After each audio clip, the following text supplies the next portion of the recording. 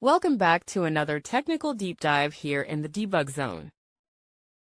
Today, we're tackling a big question and breaking it down with insights from other users.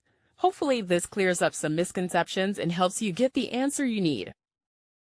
So, buckle up, stay a little curious, and let's jump right in.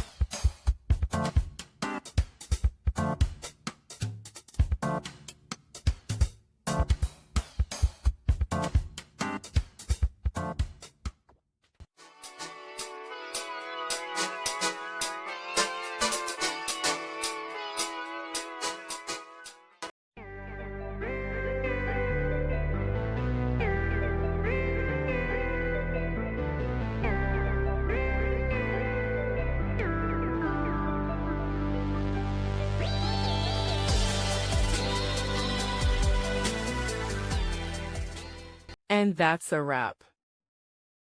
I hope you found the answer you were looking for. If you did, take a second to hit that subscribe button. It really helps out. And let me know in the comments which solution worked best for you. See you next time in the debug zone.